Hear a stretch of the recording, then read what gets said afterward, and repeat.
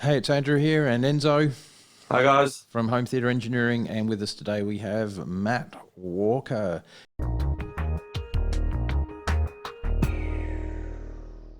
G'day, Matt. How you doing? Good. How are you?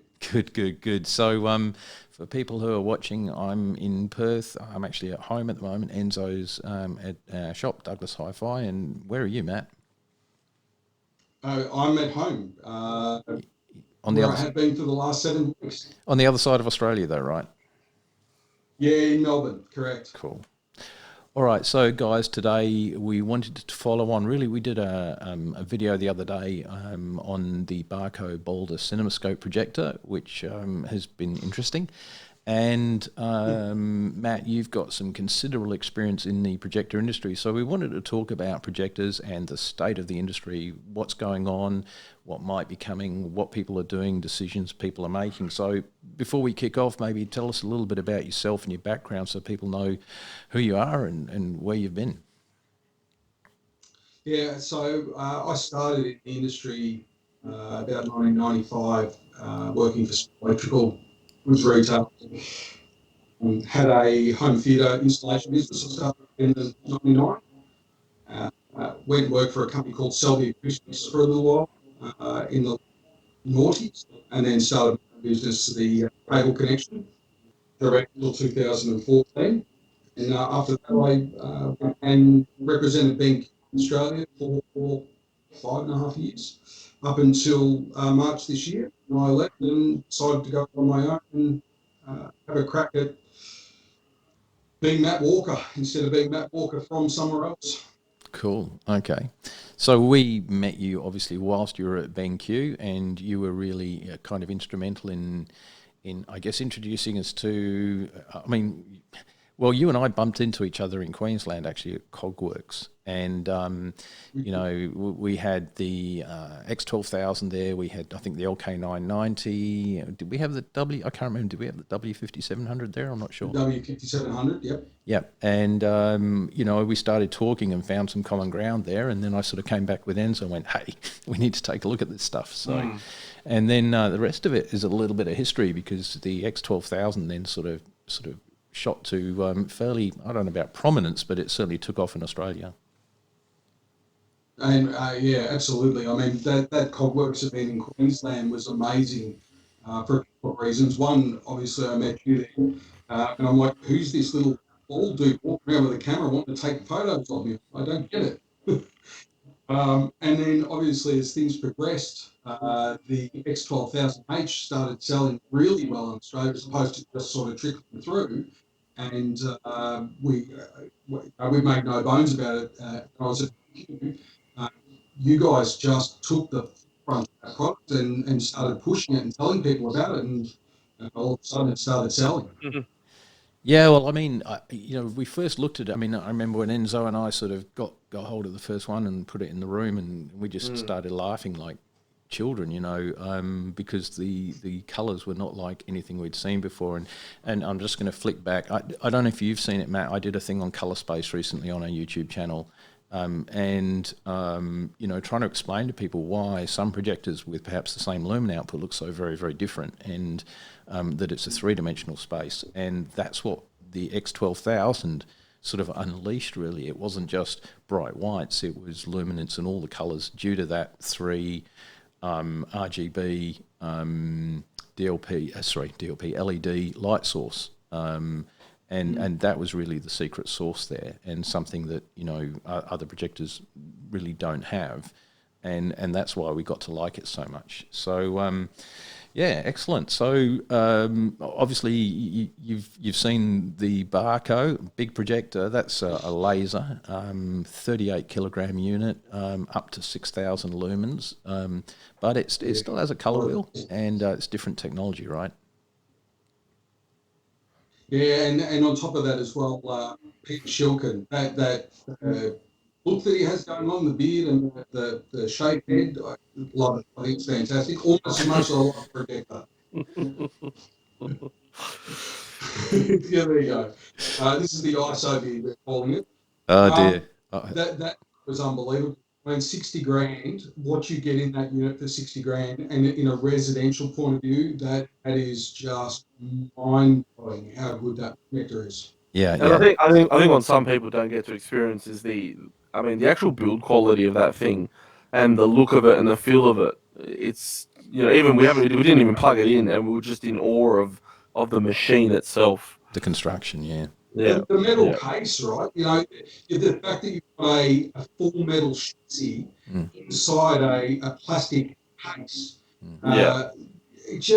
It's mind-blowing how much engineering goes on inside those units, as opposed to something that sells for $1,000, $2,000 or $3,000. Yeah, can't wait to get it up and running. So listen, state of the industry. I mean, you've recently moved on from BenQ. You've obviously seen a lot going on. You've seen what's moving through the stores. You've seen what people are buying. You've seen the different models, the different technologies. Maybe give us a quick rundown on where you think things are at, and perhaps why people are buying different things, and maybe let's also break down what people might not be understanding about what they're buying. Now, we're not going to try and diss any particular brand, but, let's just try and break down the technologies and the price ranges and what you get and what's going on. Yeah, absolutely. So in the last 7 weeks, I've changed a little bit about how I look at the market. So obviously previously working with BenQ and representing BenQ Australia and New Zealand for Projectors, I was very focused on our competitors. So for example, Sony, Tech, Epson, JVC, Sony, to a lesser degree, I guess, because we weren't in that higher space. But what I'm finding is that in the research that I'm doing in the role that I'm doing now is that the market is actually hotting up a little bit. Projectors are still selling. And in fact, because people can't now go out into Hoyts and village cinemas and the smaller independent cinemas, they're staying at home. So TV sales are going really well, up to that sort of 65, 75 inch space. They're doing really well. And projectors in that sub 5,000 space are doing really well also, which is probably not a surprise, I guess, because most of these things they're not self-install products, but you can just go and pop them on the dining room, living room table, shine them up onto a wall and get a really good image. Not a great image, just a really good image.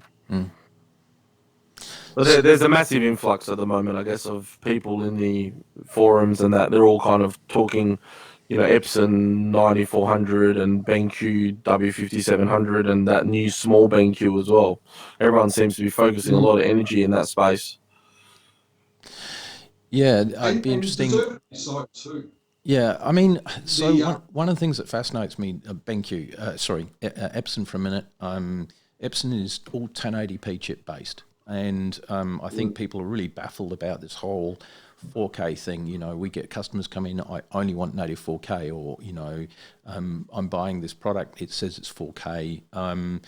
Can you take us on a very quick walk through that? Because, it can be baffling. And even I had to do some numbers yesterday on the Borracho because it's a 5K projector. And I'm like, hang on a sec. 5K CinemaScope, but it's actually quite clever because when you get back to 16:9, it's actually pure 4K. So but yeah, if we kick off at let's call it the lower end, the 1080p chipsets that are being sold as 4K projectors, then we've got eShift. Take us on a quick run through that. By the way, your mic seems to be cutting in and out a little bit. Not sure why, but yep. We'll see if we can move it up a little bit there and see if that makes it a little better. Cool. So, look, the 9400, which is the fourth iteration of the Epson model, so starting with the 9000, which came out about 2012, the 9100, 9200, 9300, now the 9400. It's definitely the best of those models. The 9 series from Epson was groundbreaking at the time. It is honestly, it's a whiz bang projector. Bang for buck, bright, colourful, everything that you want out of a projector. It's got lens memory, so for those people who want to do really inexpensive CinemaScope, and there's just nothing else on the market that even comes close to it for that sub $5,000 price point. It's a cheap way of doing it, don't get me wrong, but it still works, right? 1080p projectors, like the 9400, the 68, 6700, the Epson models all use a 1080p a 1080p Yep. chipset, and they line double it effectively. So if you look at all of the literature from Epson, it basically says 1080p times 2, which is 2.1 million pixels approximately. Then from that, the next level up is to go to what the LP manufacturers like BenQ, Vivatech, Sonic, JVC in their 180 4K are using, and Optima,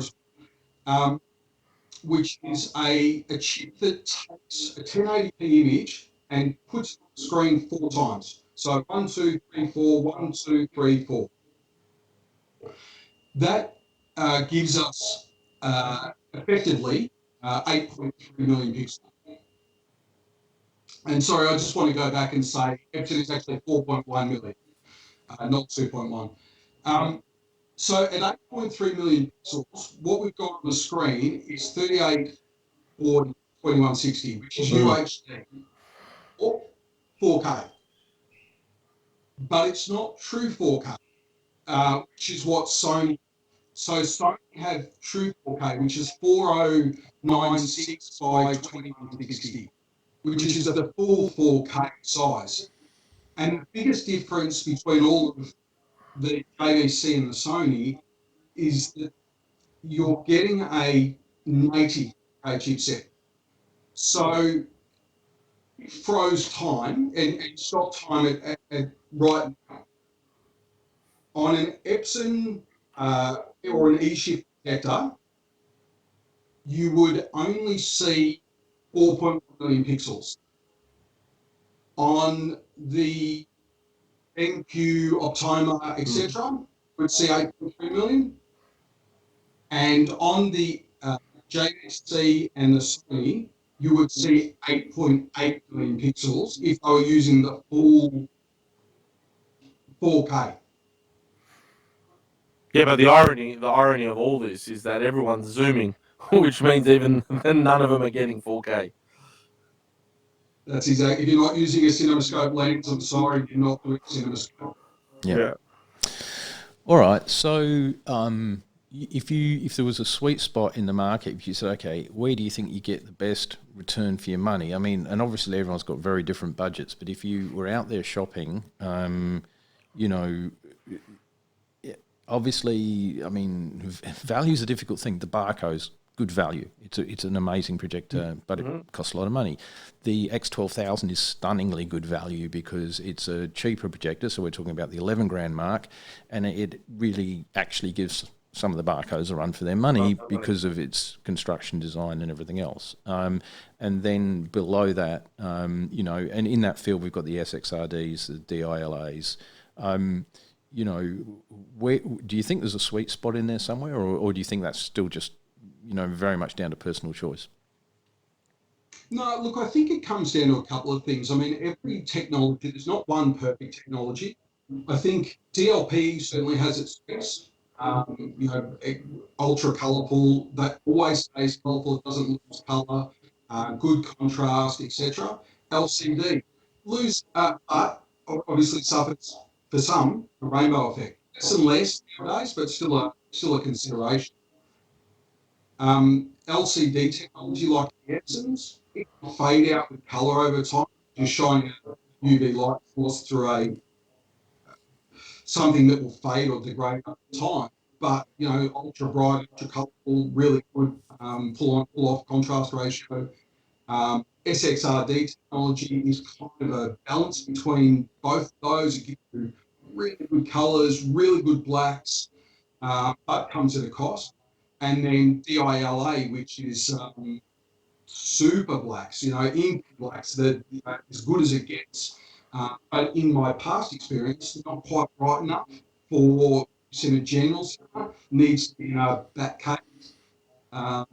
So there's strengths and weaknesses to both. But if I said there was two dominant technologies, in the sub $5,000 category, it would be LCD and DLP, and $5,000 up to say 15,000, maybe up to 20,000, then that's going to be DILA and SXR. Okay, so you got any questions there, Enzo? I'm just sort of thinking about Yeah, I mean, look, and I guess in relation to that, with the majority of the I guess retail stores in Australia that tend to pitch packages online, a lot of them have projectors that do sit in that $5,000 mark, or even a little bit cheaper. And I think that's probably where a high percentage of sales in Australia are. The only problem with that is, again, with things like the Epson running 1080 chips, people are under the impression that they're watching 4K content. One 1080 chip double? Yeah, 180 chip, yep, 1080 chip double, yes. Double, yeah.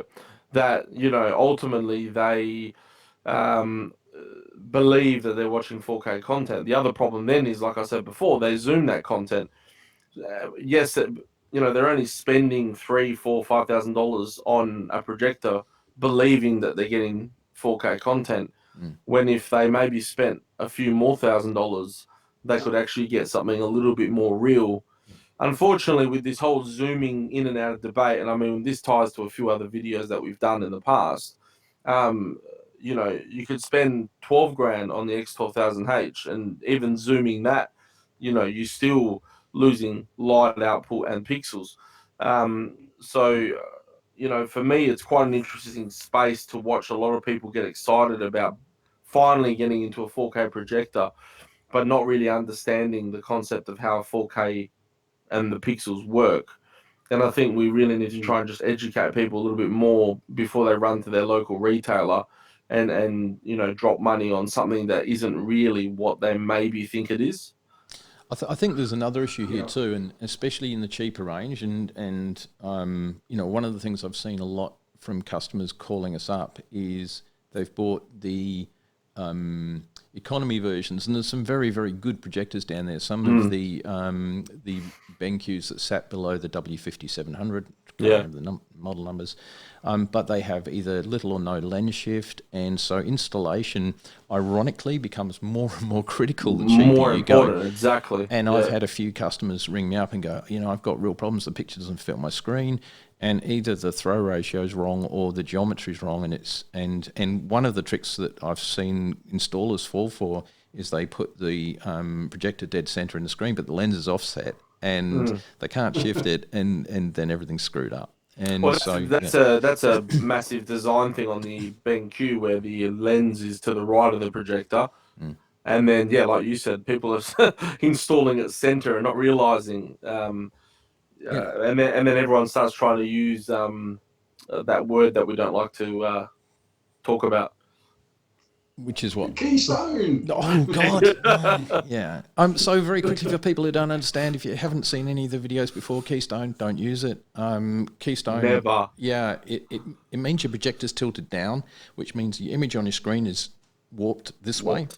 But I can't show you right now, but I wish you could. What it does to your image is shocking. You may not notice it in a movie, but it degrades your picture significantly. You need to install your projector horizontally, which means your installation point has to be spot on. Otherwise, and I think this is the thing, this whole resolution thing, these are incremental reductions in picture quality. It's not like, just one big thing that you just go from great to shocking. They're just all, if you get Keystone in, if you get your contrast ratio wrong, if you get your zooming, if you get this, if you get that, if you get sharpness wrong, if you, all of those things, and then if you then snap from that to the correct image, then you'd really notice it. It's a bit like how a lamp degrades over time. You don't really notice it because it's so gradual. It's the old sort of frog in the water being warmed up. And so people start off with this stunning image on day one. A year later, they've tweaked it, they've turned Keystone on, they've played with the sharpness, the lamp life has degraded. If they could see the difference between the two, they'd be stunned. And it's not until you put a lamp back in and fix it all up that you really notice that stuff. For me, it was always amazing when I saw something new out of the box, and I'll liken it to when we first looked at the W5700 together. When it came out of the box, the picture was stunning. On a 100-inch screen, it looked great. And with calibration and the ability to flick from out of the box setting great to calibrated image on exactly the same shot, it's like it was like looking at a 1 projector versus a 10,000 projector. But I'm not overstating that. It was amazing. Well, we're big ambassadors on calibration, and I still think to this day every store should not be allowed to sell a projector without a calibration. Personally, I'd agree with you, but I just don't know that we're going to see that day. But I think you've raised another really good point, Matt, and that is that it's not just the projector. And one of the issues again that we see is X projector sold with Y screen, and the screen is too big for the W57. Case in point, great projector, just don't put it on a big screen because it's not a light giant. And so. You really want to keep that screen size down, and then you'll get an absolute kick-ass image. But if you go too big, then you're sort of going to ring someone up and go, well, what's all the fuss about, Well, we had that client that had a 150-inch screen with a W5700, and he was complaining that he wasn't getting the results that the projector said it could because of how obviously big the image was. Yeah. So I think if we went through some selection points, when you're buying a new projector, I mean, what would we come up with? It's like, first of all, decide what your screen size is going to be. Right? Yeah. I think that's probably really critical. First, before anything else, what screen size are you playing with? What light output do I need to get at least minimum of 14-foot laminates, and preferably up towards the 40-foot laminates? Right, yeah. Then look at how color accurate is it? Is it a business media projector, or is it actually a cinema projector? Yeah. And then do you watch a lot of sport? Do you watch a lot of gaming? Do you play a lot of gaming? Sorry. Can it be calibrated? Because calibrating even a cheap projector massively increases its performance. And then down at the list, and we keep saying this, you do an ISF training course of the 5 criteria, resolution's at the bottom. So we're not saying resolution is not important, but of the other criteria, they're important. So, I mean, what else would you guys put on a hit list of buying a projector? I think lamp life is important. I think perhaps ease or accuracy of installation, or at least finding someone who can do it properly.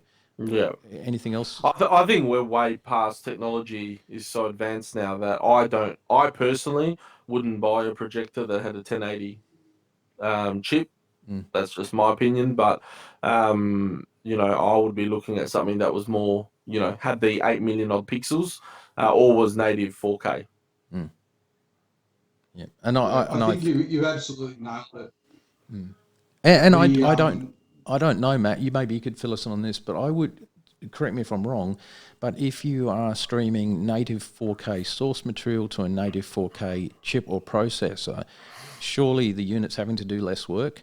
Otherwise, it's going to have to manage all of that doubling and scaling and everything else that goes on. So ironically, I'm guessing, and I'm not sure, I'm not 100% clear on this, but something like a 4K projector with a 1080 chip in it possibly has to do more work than a 4K projector getting 4K signal. Would that be correct? Correct. Yep. Yeah, no, that's absolutely right. So you're using dual integrated circuits, or ICs, to put 2 screens side by side, sync them up, and there's a lot of visual trickery that goes into make that 4K. Whereas if you've got a native 4K image, you're literally shining a light source, LED, laser, digital telescope through a really, really small monitor, which comes out through a nice lens onto a screen. It's really simple. So you should have things like lower lag times and less issues, I guess, less chance of something electronic going wrong. All right.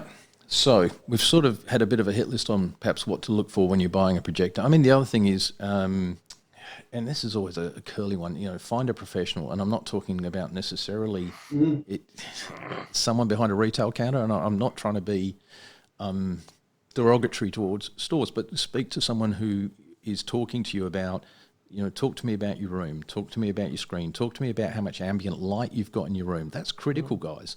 No point putting a projector in a well-lit room, and so on and so forth. So yeah, try and get good advice when you put it together. Even paying $100 or $120 for an hour of good advice is going to save you a fortune. You'll end up with a far, far better system. And most good retail shops who specialise in home theatre or hi-fi will have somebody in the shop who knows about projectors. Yep. That's their thing. Somebody who knows about speakers, there's somebody who knows about turntables, but there's also somebody who understands home theatre. That's the person you want to speak to. You don't want to speak to just the guy who knows a lot about a lot of things or a little bit about a lot of things. You want to talk to the guy who knows a lot about something specific. Yep. So where's the industry going, mate? I mean, it's interesting. When we posted the Borracho video, a guy came back and talked about the Christie... Oh, hell, I can't remember the name of it off the top of my head. But Christie Projector, Sims 2. Yeah, but Christie's just released one, and then the name escapes me at the moment. And it's pure 3 laser. Actually, it's interesting. After the Borracho video, they're calling out a 20 million to 1 contrast ratio. Anyway, pure 3 RGB laser, and phenomenal. But we're talking $150,000 US. Christie Eclipse. Yeah, thank you. So, so I mean, we know we're going. Well, we're already with LEDs. I guess they're just getting brighter and brighter and brighter. What's the future of the industry, mate? So I think there's a couple of things that are about to change. I think the first thing that's about to change, I have a term phrase, and please feel free to beat this out if it's not appropriate, but Australia is a pimple of the world when it comes to electronics. We get what everyone else does. So the biggest market for projectors, and especially for home projectors, is probably Asia. It's China, it's Asia, it's that part of the world, right? They're the biggest consumers. Even America is not quite as big. So I think a lot of what we get is driven by what their market requires, which is a coffee table projector rather than something that's ceiling mounted, and something that's integrated all in one. So, yeah, we're seeing a lot of short throw projectors now in Australia. Yes, and ultra short throw as well, right? So I think the things that are going to, I know the things that are going to hit the market harder this year. Ultra short throw projectors in 4K. We're already seeing it from brands like Lightsense, Optoma, BenQ, etc. Yeah. I think we'll also start to see this year a towards more on laser, and even overtaking LED. A laser projector now, the cost to build a laser projector versus building a ballast for an LED projector is not exceptionally more, but the lamp life is exceptionally more. 20,000 hours, half of most laser probes. If you use the thing 7 days a week, 8 hours a day, 2 weeks. That's a lot of years of viewing. 7.5 years. That's a lot. So, and most people will replace the projector before that time limit gets up. So I think laser, but the one thing that I know that is coming this year, and it's going to be coming really hard, it's going to be coming from Epson and from BenQ, is smart projectors. So these are fully integrated, Android onboard, speakers. Effectively, think of it like your television at home, but it's a completely portable projector which you mount to your ceiling, sit on your coffee table, project a 100-inch image in short throw or ultra short throw projectors, and you can play Netflix, Disney, and all of those things directly from the projector. And do you think, Matt, I mean, we just heard yesterday that Sony's pulled out of commercial projectors. They've pulled a pin on everything. Do you think this is their, Epson and BenQ going that way has a lot to do with the fact that commercial cinema is changing and a lot more people are staying at home? Not just because of COVID, but just because there's a lot more content on. I think as a whole. Yeah, I think we're not going to look at the market as a whole. if you go back to 2010, we had the pool room that builders were putting in, and then they turned that into media rooms and home theatres, and that's sort of gone away a little bit. But I think people are spending more time at home. You think about if you spend $3,000 on a projector, $3,000 on an amplifier and a set of speakers, have somebody install that for a couple of $1,000 and calibrate it. Put a screen in for $1,000 for 10 grand or for $12,000, you can get a cinema that's honestly as good as probably most of the cinemas that you'll go to, and better than a lot of the cinemas that you'll go to. The image that you get will be better than what you get when you go to a cinema, and you can pause it when you need to go for a wee. You can throw popcorn around your own house. The downside is you have to clean it up. You got no one kicking your seat. Well, not someone you don't know. You can tell the kids to shut up. Having something in your own house that you can do what you like when you like. You're not restricted to a session at that time and whatever. It's, at the moment, there's this massive. Everyone's loving the cinemas. The studios sending movies straight to Netflix or straight to because the cinemas are all closed, straight to iTunes. Yeah, and I think. I'm not complaining. I think there's an interesting thing here too, and that is that I don't know the exact date, but 5 or 7 years ago, whenever it was, we surpassed in home cinema what as you said, you get in a commercial cinema. Us being able to focus the Atmos surround sound around your seating positions, not 300 people. And the quality light. I mean, commercial cinema 13.7 foot Lamberts is the standard, roughly. Yeah. And we're pumping up to 40 onto a screen, depending on your projector. And we're moving up towards 100. And so HDR's really starting to crank on cinemas, home cinemas. We are ahead now, whereas before it didn't really matter what you spent; you couldn't quite get ahead. Now you will experience a better cinema at home, as you said, than you ever will. Except in maybe some very rare cinemas. But, as Peter Shilkin said, cinemas are based on return on investment, bums on seats. Home cinema is about a massive experience. And, we are now finding that when you've finished building a cinema, sat a customer down, they are at the point where they almost burst into tears. They are completely emotional because they have never seen or heard anything like this. And now they have one in their home. And that is something else. Yeah. And look, I think just following on from that as well with what Peter Shilkin said, like 50% of cinema, or 51% of cinemas around the world have got a barcode. In Australia, it's something like 70. I'm paraphrasing, I can't remember the exact number. But if you think about that, you think, okay, all of those projectors are DLP projectors. In Australia, we talk a lot about the rainbow effect, for example, and putting these cheaper projectors into our houses. But if you can get a projector that is DLP for $3,000 or $4,000 or $5,000, and it gives you a brighter, better image than what you get when you go to the cinemas, add another $5,000 worth of sound, $5,000 worth of screen and calibration, etc., for 15 grand. Yeah, 15 grand's a lot of money. Don't get me wrong, but in our space, it's cheaper than many kitchens. And you're going to spend, well, depending on your family, you're likely to spend more time in your home theatre than your kitchen. And a lot of people still spend massive amounts of money on kitchens. And the technology in the kitchen is nothing like the technology that sits in a home theatre. It's just cupboards and the sinks. So, Matt, you reckon we're done with 3D? You think that's it? We're not going to see 3D anymore?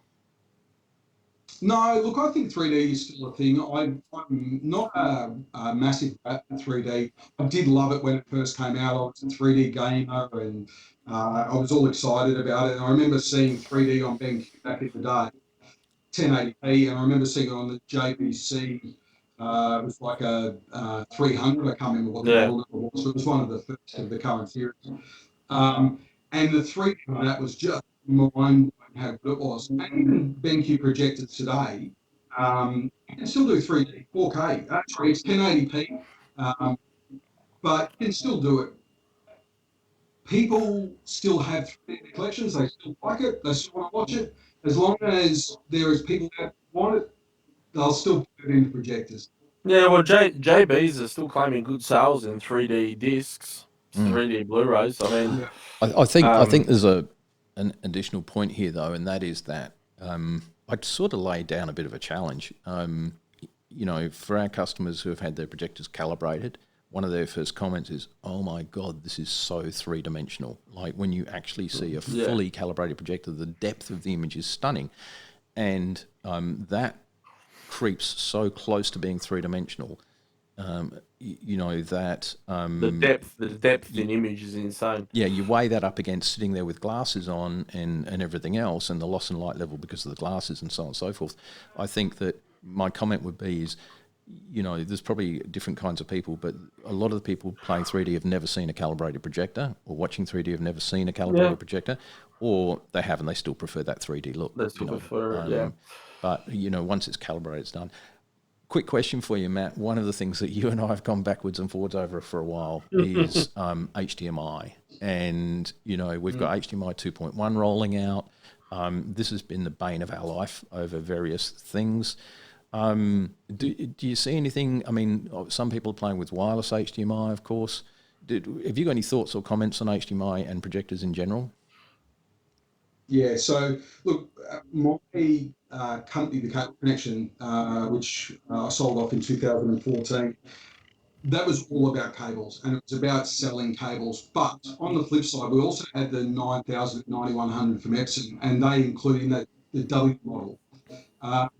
And that included the wireless module. And for those people who had a two-story house, for example, it was built over, and there was no way to physically run a cable without ripping out parts, whatever. It's absolutely. Yes, there is some degradation of the signal. Yes, there is some bandwidth issues, but a really well-made wireless HDMI will work great. Understanding the limitation is that it can fall out, it can drop out, it can cause issues, you can get degradation, you can get sparkles, you can get all sorts of things that you can get with a cable as well, but a cable you don't get. I think watching the industry now, there's a couple of different ways of connecting, and I think the big one is HD-based T. So running a cable from one device to another and having everything transmitted over that via IP or etc. That's the way of the future. HDMI is great for now. HDMI is great for obviously, you know, over long distances, standard copper HDMI for the shorter distances. But I think the next generation of connectivity is going to be a version of, whether it be a home-based version of HD-based T, but something HD-based T, which is smart, carries data, carries vision, carries sound, and also control. Cool. Question. Why don't projectors generally, and I think there's only one or two I've ever heard of, if that, who don't have Dolby Vision? Because Dolby Vision, like HDR, was invented for TVs. It's a TV standard. It's not a projector standard. It's 1,000 nits of brightness. And I mean, to get 1,000 nits of brightness, I mean, there's just nothing on the market that can really do it. And all of these things, when you put them in, if you want to put in a THX certification or Dolby Vision or cost money. It costs money, right? And we, as a projector manufacturer, you've got to put that stuff in, and you've got to pay a license to put it in. Every time you put a HDMI input on your projector, you've got to pay the HDMI Foundation a fee to put that HDMI socket on your projector. So it all adds up. What's the fee to have that done? I don't know. I know many years ago it was quite expensive to get THX certification for BenQ projectors. We went down the path of doing it. It didn't add anything to the sales. It didn't add. So, look, I think there's reasons to do it and there's reasons not to do it. I think for most manufacturers, and this is just my personal opinion, I think the cost outweighs the benefit. So you think it's a dollar thing? What's interesting is, I mean, HDR10 spec is still 10,000 nits, which obviously we're not going to reach in a projector for a long time. And if you are, it's probably going to hurt a bit in your eyes. I don't know if you've seen it. I've actually bought one and I'm playing with it at the moment. HD Fury have brought out their Diva and a few other models that picking up on the LLDV signal and then creating faux Dolby Vision. But the cool thing about that is you can actually plug this unit in, and you can put in your nit level of your projector, and you can nominate your primaries and primaries, red, green, blue. And I actually tried it at home on my TV, and bingo, my Apple TV thought I had a Dolby Vision TV, which I don't, and it worked, but the saturation wasn't right, so I haven't had time to play with those settings. Tweak it. But that's really interesting. So, we'll do a video on this when this comes up, but there does seem to be a way now that you can pick up on that Dolby Vision, so you've got that dynamic tone mapping and apply it to your projectors, but scaled much like HDR10 is. Like if you look at your Panasonics, you can put for, what's the setting, for a generic low light output or average light output projectors, so you can set that tone mapping. But that's going to be interesting, and I think we're going to see aftermarket solutions popping up now to provide tone map. Of course, you can go at Lumagen, but that's $10,000. So. Yes, that's exactly right. I think one on another topic. I was sitting in our demo room, and I'm kind of going, the one thing that a lot of people don't put any emphasis on or don't want to spend money on is the screen, and nobody really talks about gain. And I think, like Andrew said before, a screen goes hand in hand with the choice of a projector. I mean, a lot of people are just happy to buy $1,000 screen and not realize that it's probably got like 0.8 gain, or and it's probably just cheap material that's been imported in. Yeah, it affects the color spectrum, and of course, the initial ones aren't acoustically transparent either. So, Yeah. I mean, Spot on. So over the years, I've also dabbled in manufacturing. Going back again, 2010, I had screens manufactured in China, and I was also dealing with a Australian-made company as well as the screens, and I couldn't understand at the time why he could charge $1,500 for a screen, and I could sell a screen for $500, and they kind of look the same until you start projecting onto them. And it was the felt around the outside edge, for example. Like the felt that I used was a good quality black felt. It was very light absorbent. But when I put on his felt on top of my felt, it was like the difference was chalk and cheese. It was absolutely light absorbent. Well, But the we're biggest difference dealing was with, when you put, we sell $5,000, $7,000, $10,000 screens. yeah. So there's, I think it's just a little bit of the elephant in the room. A lot of people don't talk about gain. They don't talk about their screen. They spend 90% of their budget on the projector, and they don't really worry about the screen. And that's probably the retailer's fault, to be fair. Yeah, if you're not getting a 1K screen at least, you want to get back what you're throwing at the screen at least. Some of these screens that are cheaper, they can have a 1.4 times gain. That sounds great. I want 1.4 times, but you really don't. Yeah, no, you get all the hot spotting and it's just horrible. Yeah, so matching that to the room, and also your seating position and how many people are in the room and all that sort of stuff. Look, awesome. Any kind of final thoughts, Matt, on anything that you want to sort of say about projectors, the industry in general? Look, I don't think so. I think stuff like this is pretty informative in terms of what we can get out there and just explain why some things are better than others. I think if you're looking at any of the brand name projectors from any manufacturer that's more than $1,000 in the current market, you're getting a good projector. I think if you're spending between 2.5 and 3.5, you're getting something that really is a good entry level home theater projector. I think if you're spending between $4,000 and $6,000 or $7,000, you're in a really nice part of the market there. There's really like a massive range from a huge range of manufacturers that are really all vying for that, what we call the sweet spot. And if you're lucky enough to have a budget that's $7,000 to $60,000, then the world's your oyster. There's so many good projectors in that space and so many options, LED laser and brand names, whatever. It's a good time to be buying a projector. I think so. I was just thinking, sorry, mate, I'm looking at Enzo and he's sitting in a black room, and I like, guys, if you're going to put a projector in a room, you might have to have a battle with the rest of the family, but, get that room painted black, and there's a very good reason for it. Yeah, because and you've got to see it to believe it. But if you've got a projector in a white room, for example, the amount of picture quality you lose, you just take half of the value of that projector and throw it into a bucket, because the light reflects back on the screen, washes out your blacks and your greys. And the argument I was having about that Christie projector was that, yeah, that's great. You know, I can't remember the ridiculous number of lumens this thing puts out. 120, some ridiculous number. Anyway, but one of the things that came up in the last ISF course very quickly was that there is a limit to how much light you can put on a room, on a screen in a projector room, because the light reflects off the room, off the screen, bounces off faces of people, back onto the screen, and actually starts to wash out the blacks.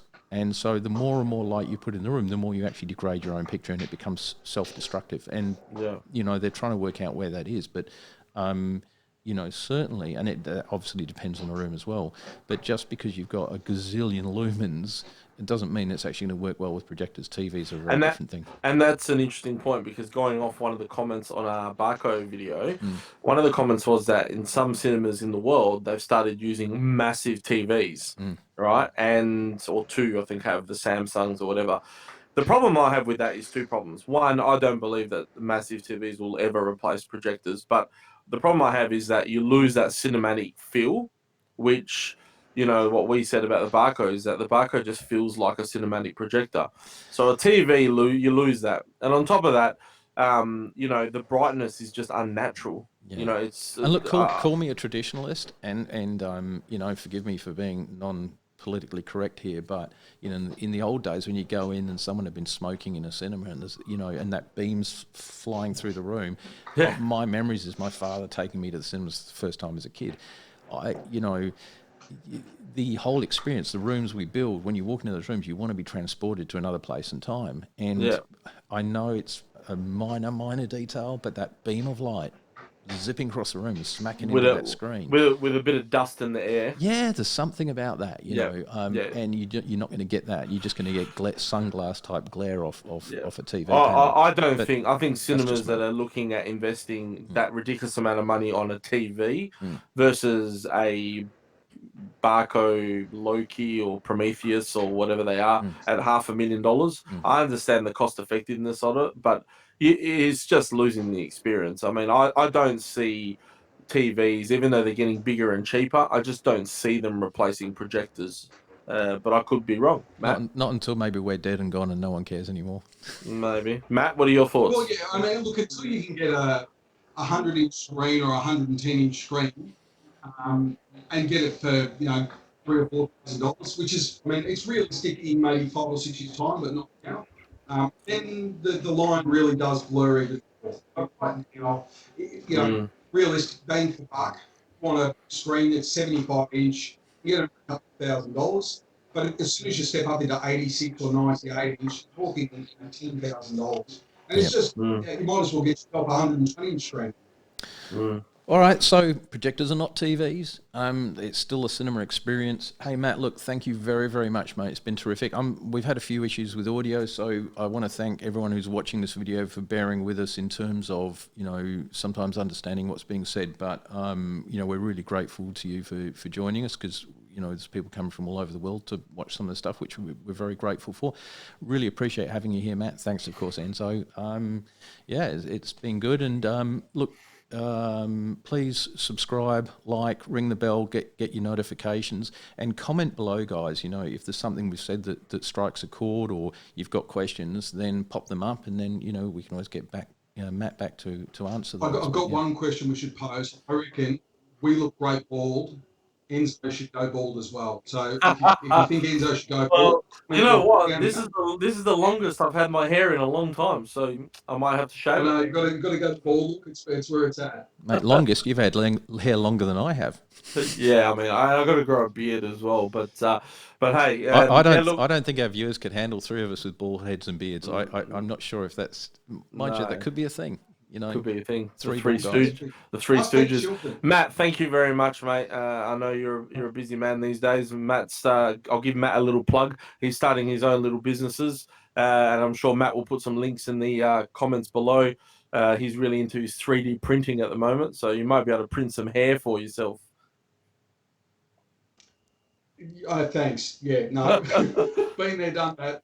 Advanced care? No. So, I mean, Put some very comments very down, quick mate, before we and sign off, what are you doing? What are you doing for business now, or what are you looking at? So, as Enzo hit on, I'm doing 3D modeling now. So I'm doing 3D printing and making stuff for older cars, old Fords, etc. I'm also representing a couple of different brands in Australia now, so I'll be doing some agency work for them and representing their brands through social media and selling their product through retailers. I'm freelance journalism, so writing some articles for a couple of magazines and online places, and just generally trying to keep myself busy while this COVID plays around with our industry. Yeah, and I'll decide look, what I do later. I know we've had a very brief discussion, but we'd like to sort of maybe get you on the HDE team as well one day. That'd be awesome. Let's get COVID out of the way first and get back on with life like real people. See what we can actually do. shake hands. All right, cheers, guys. Thank you very much. Or... Shaking hands. Which way does it go? That way. Yep. All right. And thank you to our viewers. Really appreciate it. And we'll be back shortly with another video. Bye, folks. Thanks, Cheers, guys.